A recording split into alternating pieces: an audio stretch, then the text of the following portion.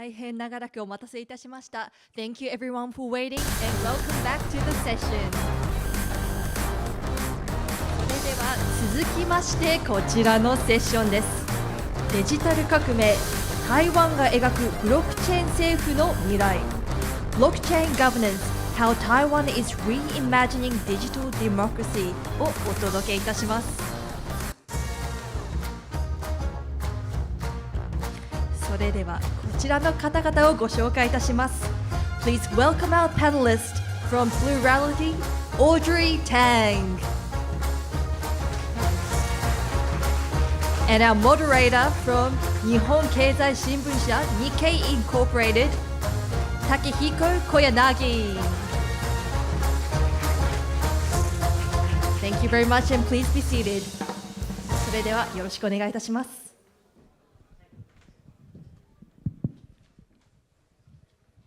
皆さんこんにちは。すみません、英語同士の方がスムーズなので英語でやりたいと思います。Hi, Audrey. Hello. Welcome to Tokyo. Although you are regular here. Yes, I'm here like every other month. Yes. Some update on your profile. So you are currently ambassador at large, cyber ambassador at large of Taiwan. Yes, cyber means steering, is a Greek word, Kubernetes. Okay. And also, you are one of the leaders in the initiative called Plurality. Yeah, it's a very thick book. Some call it a blunt weapon, 600 pages. And you are participating in this particular event as a representative of the Plurality activity. Yes, and it's a public domain book, so you can download it on GitHub, you can print it out, you can call it your book, you can remix it. It's all fine. Okay. But also, you can buy one. Yeah, if you want, you can also buy Amazon.com. The translation is very good. And that's actually, that purchase would contribute to the activity, isn't it?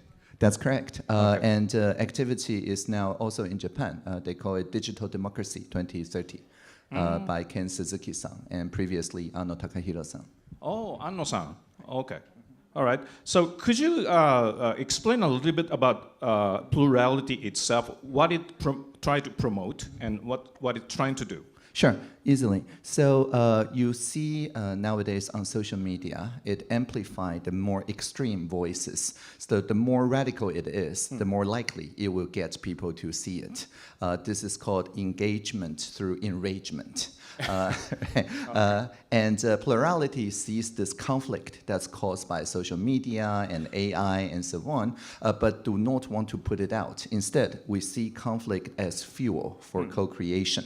It's like if you see fire on the ground, instead of putting it out, you see, oh, there's fuel underneath, there's oil. So you invent combustion engine, and then you can turn this conflict into something that everybody agrees on and nobody very unhappy, so the society can move together. This is what we have deployed in the past 10 years in Taiwan, and now increasingly all over the world. Okay, so the Plurality as a book is trying to share the experience and experiments that happened in Taiwan for the sake of better technology uses, for better democracy. That's right. Well, democracy is also a technology, right? It's a social technology. So the more people invest in improving democracy, the better it will be to reflect everybody's ideas. So like voting is just 1 bit or 2 bits every 4 years. But if you can use broad listening, then people can just share what they think and also how they feel about other people's feelings, and just in 1 day, instead of traditional polling where you can get like 51%, 49%, instead these two segments can work together and produce very feasible regulations. This is how we regulated Uber 10 years ago, and how we regulated again deepfakes last year. And so the book is not only a book, but it's trying to mobilize people to participate in this activity or movement. It's like a cookbook. Yeah. Okay. And one of those teams are in Japan as well. That's right. Yes. And also in the other parts of the world? Yes. So this idea has also inspired people in the US. For example, in Kentucky, they run this process called What Could Bowling Green Be? So that the more divided people, as you know, in the US, they're very advanced when it comes to polarization, very high polarized society. But they are able to work together to outline a future future for the city. And the state of California have also institutionalized plurality into a platform called Engaged California. They use it to plan wildfire recovery, mitigation of disaster, and also improving government efficiency. And now Google is now working with the Napolitan Institute in all more than 400 congressional districts in the US using plurality technology called a sense maker to do broad listening. So it's not just in Japan, but it's also spreading in the US. In the US, are they taking forms of a non-profit organization? Or? Google Jigsaw is actually a unit within Google. So they are the kind of social impact unit within Google. Okay. So maybe you can call them social innovators or social entrepreneurs, but they're not exactly charity. Okay, all right. So let's move on to what your perception about what's been going on for the past half year or 1 year, especially in the US and European political scenes. Despite the optimism you presented in this plurality book, the reality is going towards the other direction, which is kind of pessimism direction. That's my impression. Because of the authoritarian kind of force implementation by Trump administration, and also public leaning towards extreme right in places like Germany and France.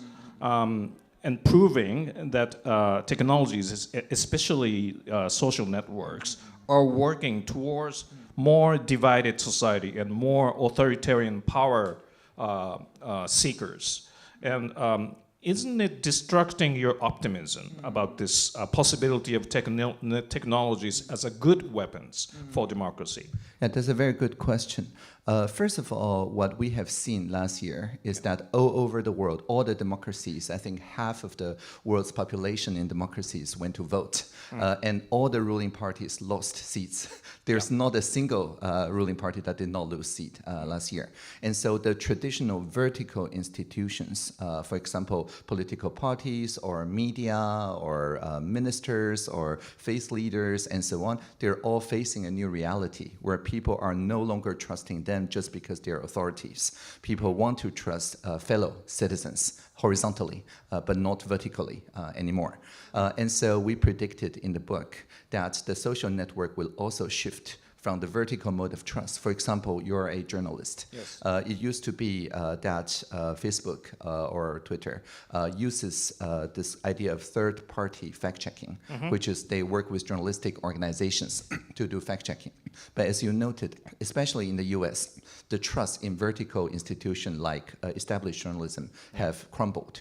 And so they switched to the plurality, what's called a bridge building algorithm. Yeah. So today on X.com, previously known as Twitter, you can see community notes attached to the viral posts. And those notes are not written just by journalists. It can be written by journalists, of course, but also by everybody else. And if people vote one way, like I like these notes, and the people on the right wing vote the other way, I like those notes instead, it calculates the upwing, that is to say the co-creation from the conflict. It sees what is mutually acceptable by both sides and then feature those notes. And so Facebook and now YouTube have all adopted in the US community notes. And we also see the state of Utah in the US passing a law that said anybody can switch starting next July if they're a Utah citizen from one social network to another social network, like Web3, interoperability. And then the old network have to keep forwarding all likes, reactions, followers, content to the new network. It's like if I switch telecom, I can keep my number. And so again, this very Web3 oriented idea of social portability is now not just advocacy, but it's now into law in the state of Utah. So I have reason to be optimistic that people are now building new horizons for trust based on horizontal trust modes. Aren't they though vulnerable to those who want to manipulate opinions and public views, because they're using a whole bunch of bots, so-called bots, to influence those community notes and kind of leading vast majority to believe some kind of conspiracy theories, etc. So aren't they too vulnerable without any authoritative, fact-checked or proven truth reports? Yeah, this is a great question. We indeed see a lot of malicious AI swarm online, because previously, if you want to culturally manipulate a target country, at least you have to speak that country's language and understand its culture. Right. But now you don't have to do that anymore, because language models can translate any campaign transculturally better than humans. They pass the Turing test now, right? Yes. And so the only way we can defend is not on the content level, but rather on the actor level. You have to somehow have this idea of personhood credential. That is to say, you need to know that you're interacting with a real citizen from your country. But the problem is that people associate that with real ID online, which is very bad, because then whistleblowers or journalists working with anonymous sources cannot post those ideas if they're going to be doxxed, right?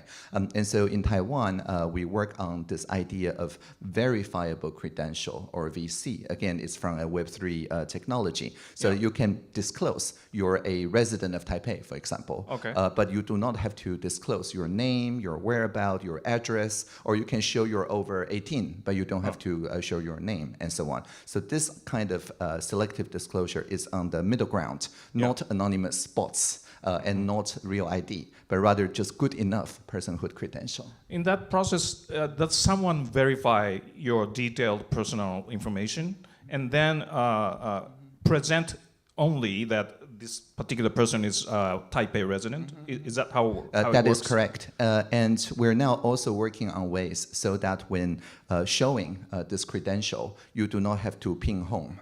So the original issuer, for example, your school or your ministry, knows nothing about how you are using this credential. This is very important, because otherwise people will say, oh, the state is tracking my movement, the state is tracking my social media posts, and we don't want that. We want selective disclosure through reliable, like zero-knowledge protocols or other kind of cryptography. And the people in the Ethereum Foundation, the Privacy and Scaling Experiment Group, has been working with the Taiwanese infrastructure of decentralized wallet to build exactly this kind of application, as they have built in other places like anonymous Aadhaar in India and so on. So is that system utilized in something called Police in Taiwan? Exactly. So Police is a network of opinions by selected people rather than general public. Is that correct? That is correct. So to join our National Alignment Assembly, which is the citizen assembly online to align AI systems, you have to be a real person. We don't allow AI to deliberate about AI policy in Taiwan. You have to be a citizen. And to do that, we do use digital signature and online authentication, but we also do something very simple. We sent last year 200,000 SMS text message to random number around Taiwan. Because in order to get a SMS number, you have to show your photo ID, you have to authenticate. So that is a good proxy to this kind of you're a person, not a bot. And so the people who received those gave us ideas. And then we invite, I think there's thousands of them volunteered last year, but we chose 450 people, statistically representative of the Taiwanese population. It's like a rigorous poll. And then in rooms of 10, 45 rooms, they deliberate what to do about the deepfake scam issue you just mentioned. And then say, oh, for example, we should see all the advertisement as scam until there's a digital signature proving that it is owned by a human. Or if a online platform like Facebook does not show such digital signature, we should fine them. And if somebody lose $5 million for scam damage, Facebook should be liable for that full $5 million. And if they don't pay, we should slow down connection to Facebook until their business goes elsewhere. And so we have fined Facebook repeatedly after the law passed. And this year, there's just no deepfake scam anymore if you go on Facebook in Taiwan. Okay. Wow, that's wonderful. So now please share with us a little bit about how you have been developing this civic hacker infrastructure for better democracy in Taiwan for the past 13, 14 years, especially about Gov0 and V-Taiwan and then Police, how they have been working, and what kind of effects have they brought about? Yes, so Gov0 or G0V starts with a very simple idea. It is a domain name, G0V.tw. So for all the government service, which is something that GOV.tw you don't like, you don't have to protest. You can just demonstrate. You can say that, oh, I fork the government. So instead of going to join the gov.tw, you change the O to a 0, and you're going to join the g0v.tw, which is a shadow government website built by the civic Was hackers. that initiated voluntarily by those civic Exactly. engineers? Yes, civic technologists. So they yes. just went ahead and built those alternative sites? Exactly, and deliver better service. One very famous example is that in 2020, we are rationing out the mask during the COVID. That's right. But then the civic tech people figure out a way to show in real time whether some masks are available or not.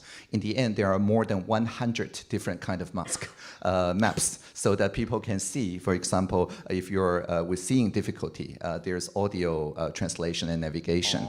There's also a dashboard analyzing the distribution to hold the government accountable if the distribution is not fair, for example, across urban, rural places, and they can feedback that instantly. So that is a very good example, because instead of just criticizing the government, they demonstrate and working with the government.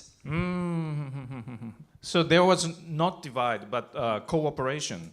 Yeah, but so centered it is divided, right? Because you have to feel anger about how government is not doing things well. But instead of putting it into something that is just canceling or against something, we turn the energy into co-creation, which is showing something better. And then after 3 days of one innovation in Gov0, for example, about privacy-preserving contact tracing, they critiqued the original contact tracing system and say that it has privacy issues. So they designed in Gov0 a better version, and then we merged that back into public infrastructure nationally in just 3 days. 3 days. So every time there's a better idea for mask, for contact tracing, and so on, it is swiftly merged back. So there is a fork, but there's also a merge. So what's necessary data available from the government websites or government system in the first place? Exactly. So we built the government system with this idea of open API. So that whatever you can see on the website, you can also see if you're a robot.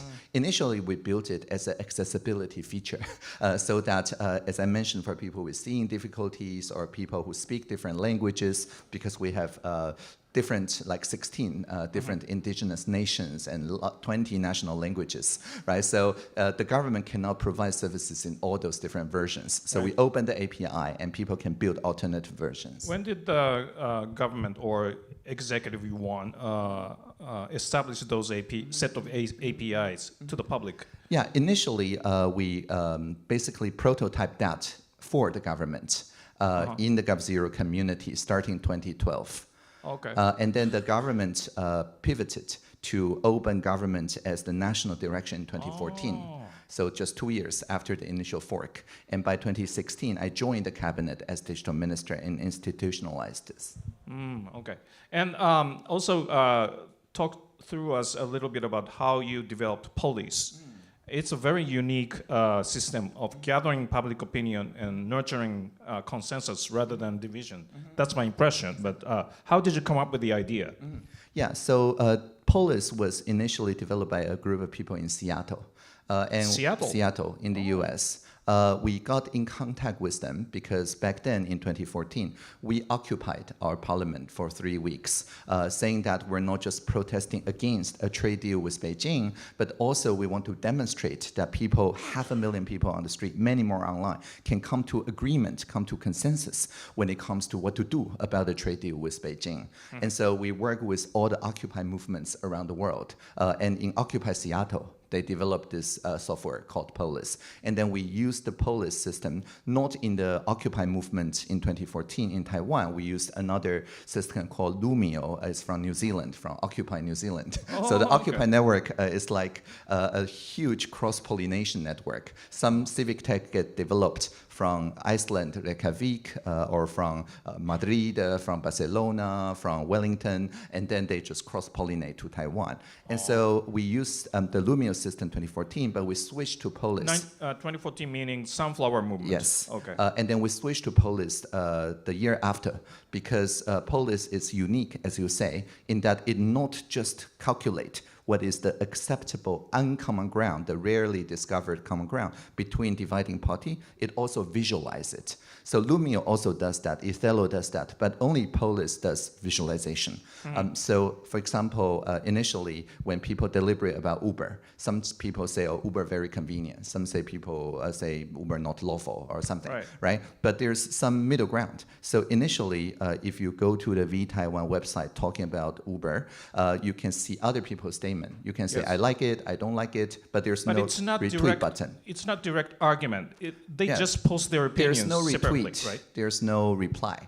Because research show in any social network with the retweet button or the repost button or the share button, it will always fragment. It will always polarize. So we don't have that button. So instead, if you don't like an idea, you can propose a better idea. And then you can see your avatar moving to the group with the ideas sharing about your perspective. So, and you see the other group. And then people compete to build bridging statements to bring the two groups closer.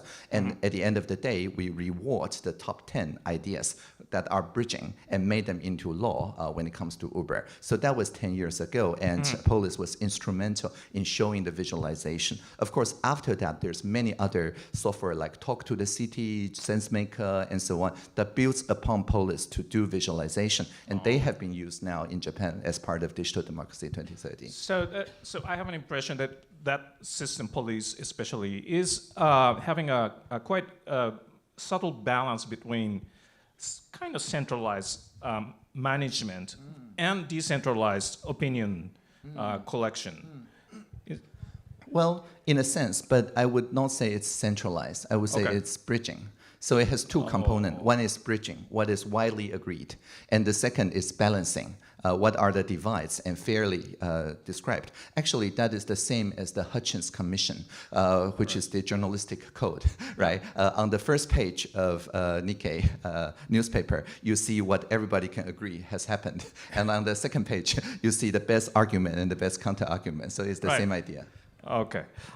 Let's talk about a little bit on blockchain, because we are here on the WebEx. How blockchain or distributed ledger technologies utilized in the digital democracy or digital governance in Taiwan? Yeah, we use it all the time, right? Initially, when the public blockchain offer very good integrity requirements, people use that to build ledger to visualize air pollution. So anybody can build the so-called air boxes and put them on primary schools, your balcony, and so on, to measure real-time like PM 2.5 pollution. And because the people don't trust the government's measurement, and the industry doesn't trust people's measurement, and there's a lot of... people don't trust industry measurements. Right, exactly. So it's like a three-way mutual distrust. And so I told the policymaker in the government to give no trust is to get no trust. You have to trust the people so that some people will trust back. And so instead of nationalizing the data store about air pollution, we work with distributed ledger technologies so that each side contributes to a public ledger. This way, people know that they cannot be retroactively tempered. They cannot be modified after the fact. So it's like a public notary that nobody owns, but everybody trusts. And that visualization of air pollution later on influenced the mask map. It is actually built by the same team. The original air pollution visualization and the mask map visualization. So sometimes people say, oh, Taiwan miracle, 3 days mask map, but that is because we already invested in distributed ledger and civic technology for like 4 years before the pandemic. Okay, so when was that air pollution system released? It was 2015 to 2016, and it gets the public infrastructure status in 2016. And that was also the year that Vitalik visited Taiwan, and we talk about how to use Panelist and that infrastructure and with the DAO fork, which is the first challenge his startup ran into 10 years ago. Okay, and after that, how else has Taiwan been utilizing blockchain technologies? A lot of ways, right? So just on the integrity part, it is also very useful to have the justice and criminal evidence and the investigators, law enforcement, and so on. So I think 5 different units all involved in law and evidence keeping, they formed together called B-Jade, the Blockchain Power Judicial Alliance for the Digital Era.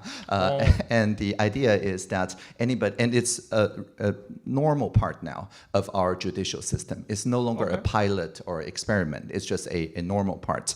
So this is what I call a boring revolution, right? So like things become very quick. There's no conflicts anymore about the integrity of the evidence and so on. Things just work. But if you are somebody like a prosecutor or a crime investigator, you don't see blockchain at all. You don't see the BJ saying blockchain inside. You just know that previously it would take 5 days in order to verify the integrity. Now it takes 5 seconds. Okay. So it's undisputable evidence system. Right. It's a revolution, but a very boring one. Okay. And when was it launched again? So it was pilot tested while I was the Minister of Digital Affairs, which is a couple years back. But last year it launched as a normal part of the judicial system. Okay. And I heard Taiwanese medical system is a very active user of blockchain as well. Indeed. So they previously used it for example, claiming insurance. And the medical records. The idea is that you can prove to your insurer that you're eligible for some kind of payment without disclosing the entire medical history. And previously, it was done with kind of consortium chain basis, but now there's also experiments using the decentralized ID wallet in a way that doesn't depend on consortium blockchain, but can work with any like L2 technologies on the public chain. Oh, I see. And how are people using those systems? I mean, does everyone has kind of wallet and with medical records, etc.? Yes. In Taiwan, everybody has a wallet. It's called the NHI National Health Insurance Express. And it's the most actively used app during the pandemic. So most people still have it in their phone.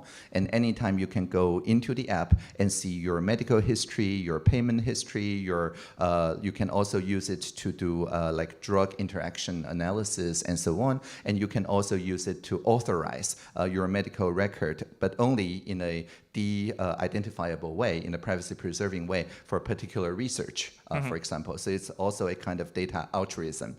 This system we pioneered in 2020, I believe, in NHI Express. If you have sufficient mask, you can dedicate your mask quota.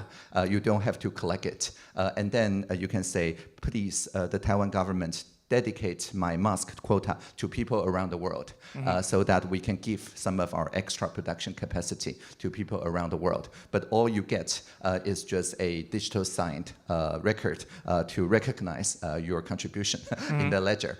So we didn't call it NFT back then, but it's like an NFT for your contribution. Weren't there any fears among people that basically they put their private medical records onto the blockchain actually? And that could mean a kind of leakage of the private information to others. Weren't there any fears among public or? Yeah, so first of all, it is not that we put private data on blockchain. What is put on blockchain is a digital signature of the hash or the fingerprint of that data. So it is just verifying that this transaction actually happened. So nowadays, there's also possibility for blockchain to carry a proof that, for example, I'm over 18 years old today. This is a kind of proof. Or I'm between 18 years old and 50 years old. That is also a proof. This kind of proof can be recorded on the blockchain, again, without mentioning anything about the original raw data. So in a sense, it is a cybersecurity device. It provides integrity, availability, and confidentiality in one go, which is something that we could not do 10 years ago. 10 years ago, it provides integrity, but not confidentiality. But today, with zero-knowledge proofs and many advanced algorithms, programmable cryptography, you can prove things without uploading your private data on-chain. Okay, so that's very interesting because in Japan, we are trying to build a my number card system where government are trying to put all the information about medical and also driver's license number and health insurance numbers, etc., into one system or one portal. But probably it could be better to utilize blockchain or decentralized ledger system rather than government servers controlling everything to nurture people's trust in this system. Don't you think? Yeah, so in Taiwan, as I mentioned, we have worked with Ethereum Foundation to prototype the transfer from the centralized ID system into a decentralized wallet, so that the decentralized wallet, once you do digital signature and delegation and zero knowledge proofs and so on, the original issuer, the centralized issuer, knows nothing about how you're using it. But then people can also still trust that it comes from the original issuer.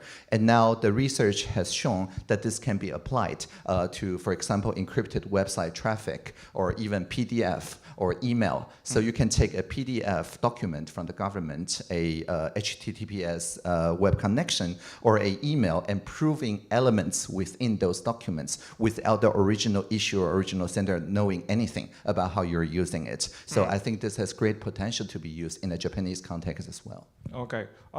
Actually, time's running out, so I would like you to wrap up by a kind of proposal involving technologies, information technologies and blockchain to better society or democratic society, how we can utilize outside Taiwan, actually.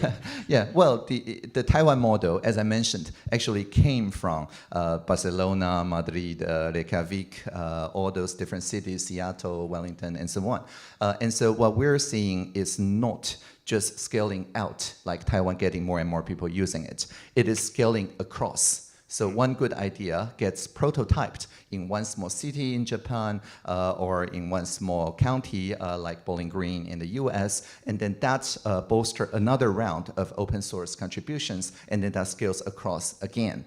And also we're seeing how it's scaling deeply. That is to say, we see Web3 enthusiasts becoming not just digital ministers, but also like deputy mayors or House of Councilor member, and so on. And so once that happens, it brings wisdom, this kind of tools, into the mainstream. Because again, people don't want to see, oh, this is blockchain, that is blockchain, like Intel inside everywhere. But rather, people want to feel that things really have better confidentiality, integrity, and availability. Okay, great. Thank you, thank you. So thank you very much, Audrey, and give a great one to for the precious insights. And I will look forward to meeting you again. Yeah, thank you for the great questions. Thank you.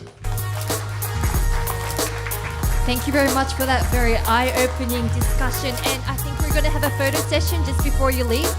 それでは写真撮影を行いたいと思います。オフィシャルのカメラマンさんいらっしゃいますでしょうか。オフィシャルのカメラマンさんいらっしゃいますか。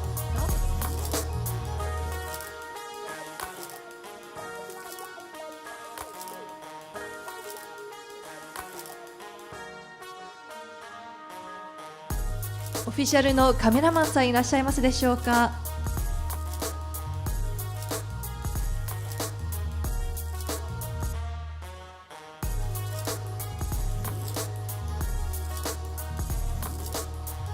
それでは皆様にも写真を撮っていただいて、はい、とても貴重なお話ありがとうございました。それではご登壇いただいたお二方に改めまして大きな拍手をお願いいたします。